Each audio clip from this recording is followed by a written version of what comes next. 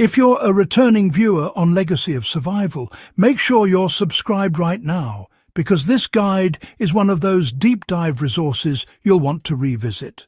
And if you're new here, welcome. This channel is where history's forgotten details meet real-world survival wisdom. Now let's get straight into something that rarely gets covered with any real depth. The improvised weapon hacks WWII soldiers created from the simplest everyday items. These weren't gimmicks or myths. These were life-or-death innovations born under pressure, shaped by necessity, and carried out by soldiers who didn't have the luxury of waste. How soldiers turned ration cans into deadly directional charges. Ration cans were everywhere. They were thin metal, disposable, and not much to look at. But soldiers figured out that when packed with explosive filler and sealed tightly, those same cans became makeshift directional charges. The metal would fragment outward with surprising reliability. Engineers often shaped the interior using clay or mud to direct the blast forward. The principle here is exactly what modern shaped charges rely on: focusing force instead of scattering it. A practical takeaway for today's survivalist: understand how material shapes force. It's not about building illegal devices, it's about grasping the physics behind blast control. Even when building simple controlled burn containers or emergency signal devices, knowing how shapes influence pressure can significantly improve performance and safety. Why broken shovels and entrenching tools became brutal close-quarters weapons. Every soldier carried an entrenching tool, and once sharpened along the edge, it served as a compact axe, or even a machete. Some troops in the Eastern Front filed the edges to a razor point, making them more effective than many issued blades. They weren't swinging wildly. They learned the angle and rotation that produced maximum impact. In tight trenches or during night raids, a sharpened entrenching tool could mean survival. You know, the modern lesson is simple. Multifunctional tools are priceless. If you're in the field or prepping gear, always prioritize tools you can modify. A shovel, a hatchet, or a pry bar can all be honed, reshaped, or repaired in ways that store-bought gear sometimes just can't match. Now, let's consider how glass bottles turned into one of the most feared guerrilla weapons of the war. We often hear the term Molotov cocktail, but honestly, few people understand just how creative soldiers became with it. Beyond just gasoline, they experimented with things like soap flakes to thicken the mixture, making it stick to armoured vehicles. Others added oil or even rubber shavings for longer burn times. The wick wasn't always cloth. Sometimes it was paper twisted tight, or even tree bark that had been dried and wrapped. For survivalists, the lesson here is all about resource substitution. Learn the properties of the materials around you. If something burns fast, slow it down. If something doesn't ignite easily, alter its texture. Firecraft has always been, well, improvisational. That's the part really worth studying. Now, you might be wondering why on earth bicycle parts were turned into improvised tripwire systems. Well, resistance fighters and frontline soldiers alike, they cannibalized bicycles for springs, wiring, and tension mechanisms, you see. A bicycle brake cable made an excellent tripwire. It was strong, flexible, and nearly invisible in the right terrain.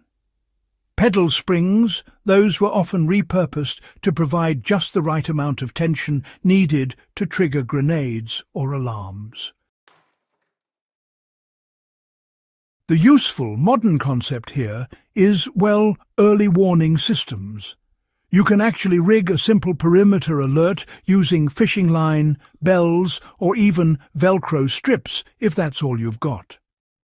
The principle really is the same as it was back in 1943.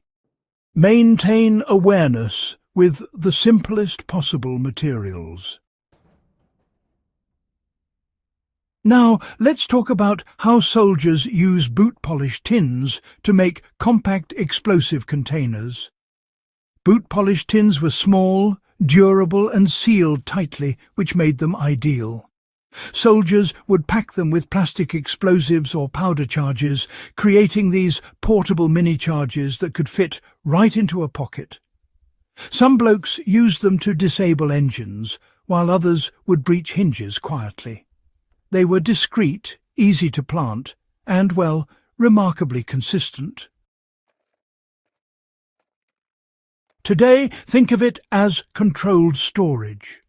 Even outside the context of explosives, the idea of compact airtight containers for sensitive materials is invaluable. Water purification tablets, fire starters, char cloth and signalling mirrors all benefit from secure micro-storage solutions. Why barbed wire and tent stakes became improvised grappling tools. Urban combat required climbing, fast.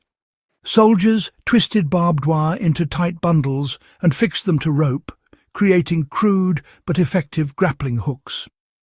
Tent stakes served the same purpose when bent and tied correctly. They weren't pretty, but they got men over walls in situations where hesitation meant death. For modern use, this speaks to the value of field repairs and rope skills. Knowing how to tie a proper anchor knot or modify metal scrap into a hook can make tasks like retrieving stuck gear, crossing obstacles, or hanging food out of animal reach far easier. Helmets, you know, doubled as both weapons and engineering tools. A steel helmet was more than just head protection. Soldiers used them as digging bowls, cooking pots, and in dire moments even as blunt weapons. They learned that the rolled steel rim could channel force in a focused strike, much like a short mace. The practical takeaway is adaptability. Every item in your kit should have at least 2 uses, ideally 3. That mindset is what kept soldiers alive when equipment shortages hit. How soap, flour and newspaper became emergency camouflage. Not exactly a weapon, but absolutely a combat tool. Soldiers mix soap and ash or flour with water to create quick-drying face paint. Newspaper strips soaked in mud produced lightweight disposable camouflage overlays for helmets or weapons. How soldiers turned spare cloth and rope into weighted slings for silent combat. A simple cloth pouch tied to a rope became a silent striking tool. Soldiers used stones, metal bolts, or even ration-tin lids as weights. The goal wasn't elegance, it was quiet efficiency. This teaches the value of understanding leverage and momentum. Whether securing gear or building makeshift tools, mastering the basics of weight distribution gives you countless improvisational options.